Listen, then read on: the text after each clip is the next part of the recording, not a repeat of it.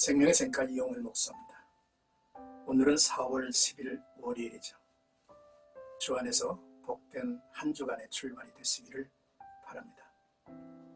샘가에서는 레위기서를 묵상하는데 오늘은 41번째 시간입니다. 17장 1절에서 9절까지 희생제사와 음식에 대한 규례이죠. 레위기 1장에서 16장까지는 거룩한 예배를 다루죠. 또한 그에 따른 제사의 부정에 관한 것들을 말씀하고 있습니다. 이제 17장에서 27장까지는 거룩한 삶을 다루죠. 그 중에서 17장은 레위기의 후반부를 연결하는 고리와도 같다 하죠. 오늘 본문은 회막 밖에서 가축을 잡는 문제, 회막 밖에서 희생제사를 드리는 것을 금한 말씀을 담고 있습니다. 먼저 1절에서 2절은 여호와께서 모세에게 말씀하여 이르시되 아론과 그의 아들들과 이스라엘의 모든 자손에게 말하여 그들에게 이르기를 여호와의 명령이 이러하시다 하라 했습니다. 여호와께서 모세에게 말씀하여 이르시되라고 하는 말로 시작이 된 것은 레위기의 전형적인 서론으로 새로운 단락이 시작됨을 나타내죠. 그리고 모세가 전달해야 할 대상은 대제사장인 아론과 그의 아들들과 또한 모든 이스라엘 백성들이라 했습니다. 주요 총중은 이스라엘 백성이죠. 그 내용은 백성들이 행해야 할 삶의 지침과 일상 속에서 제사장에게 주어진 의무 사항들, 그것들 중에 일반 백성이 알아야 할 내용들을 말씀해 주고 있습니다. 여호와의 명령은 절대로 지켜져야 하죠. 그 내용은 조금도 가감이 없어야 합니다. 그 명령을 지키는 자만이 여호와의 백성이요 그들의 하나님이 여호와가 되시는 것입니다. 하나님과 이스라엘의 관계는 순종으로 이어지죠.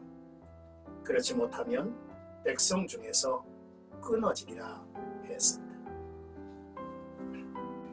이제 3절에서 7절까지는 회막 밖에서 가축 잡는 것을 금지하시는 내용입니다.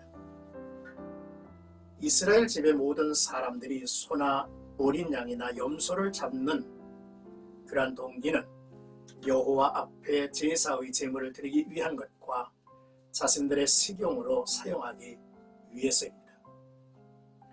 진영 안에서 잡든지 진영 밖에서 잡든지라는 말은 공식적인 목적이 있어서 잡든지 아니면 가정의 식용으로 잡든지라고 하는 뜻이죠. 그러나 이 짐승을 잡는 데 있어서 조건이 있습니다. 먼저 회막문으로 그 짐승을 끌고 와서 여호와의 성막 앞에서 제사장에게 주어 여호와께 화목제물로 드려야 한다고 명령을 하시죠. 이 같은 명령은 광야 생활에서의 한시적 명령이었던 것을 볼 수 있습니다. 그러나 분명한 의도가 있을 것입니다.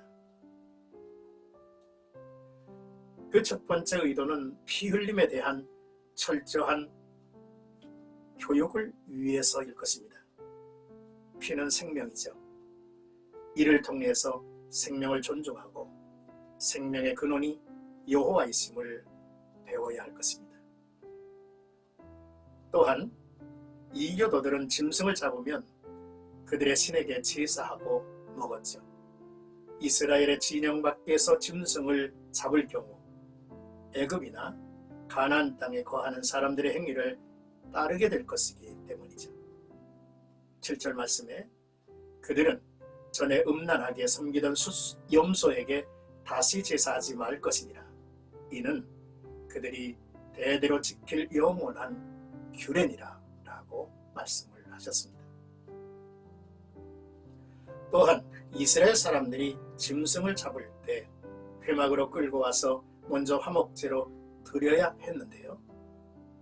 하나님께 향기로운 냄새로 드려져야 하고, 또한 화목제는 하나님과 그리고 이웃이 함께하는 영적 만찬임을 우리가 알아야 합니다. 먼저 하나님께 감사하는 일이 필요하고요. 요제로 드린 부분은 제사장에게 주어야 했습니다. 그리고 남은 고기를 받아서 가족과 이웃이 함께 먹을 수 있게 했습니다. 우리의 일반 식생활이 하나님께 드리는 예배와 연장선상에 있음을 깨달아야 할 일이죠. 이제 8절에서 9절까지는 회막 밖에서 희생제사를 금지하신 내용입니다. 너는 또 그들에게 이르라. 이스라엘 집 사람이나 혹은 그들 중에 거하는 거류민이 번제나 제물을 드리되 회막 문으로 가져다가 여호와께 드리지 아니하면 그는 백성 중에서 끊어지리라 라고 말씀을 하신 것이죠.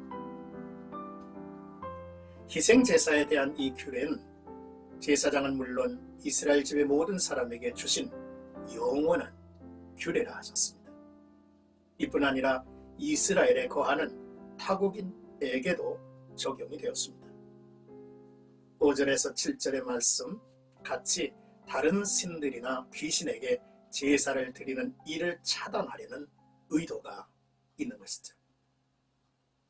하나님은 이스라엘 진영에 함께 머무는 타국인에게 배려할 것을 명령을 하셨습니다. 출애굽기 23장 9절의 말씀을 보면 너는 이방 나그네를 압제하지 말라. 너희가 애굽 땅에서 나그네 되었은즉 나그네 사정을 아느니라 말씀하셨죠. 신명기 26장 11절에 네 하나님 여호와께서 너와 네 집에 주신 모든 복으로 말미암아 너는 레위인과 너희 가운데 거류하는 객과 함께 즐거워할지니라 하셨습니다.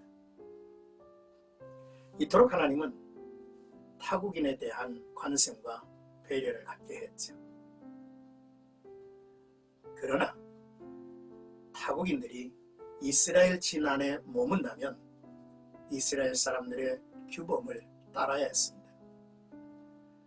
예를 들면 안식일, 속죄일, 또 이방인의 예배 풍습을 따르지 말아야 하며 여호와를 모독하지 말아야 하며 이방인이라도 이 같은 법을 따르지 않으면 이스라엘 백성과 동일한 형벌을 받게 되었습니다.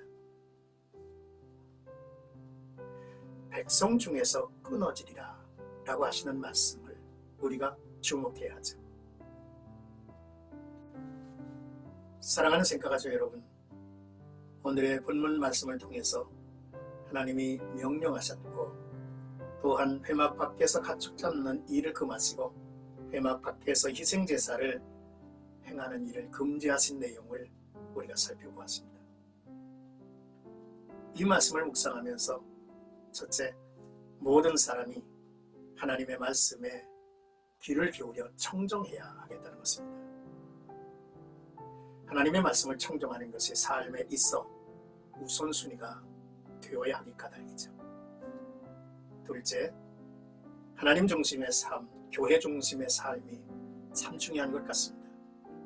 우리의 일상 생활은 하나님께 드리는 예배와 연장선상에 있기 때문이죠.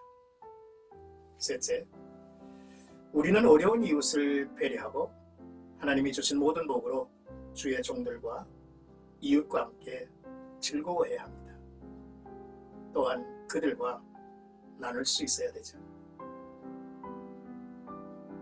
이 같은 베품의 삶을 통해서 그들이 하나님 앞에 이르도록 우리는 인도자가 되어야 하겠죠. 오늘도 나와 여러분들이 믿음의 주여 온전케 하시는 주님을 바라보고 그의 말씀을 듣는 것을 즐거워하고 그의 말씀을 묵상하면서 삶에 선한 능력이 나타나기를 주님의 이름으로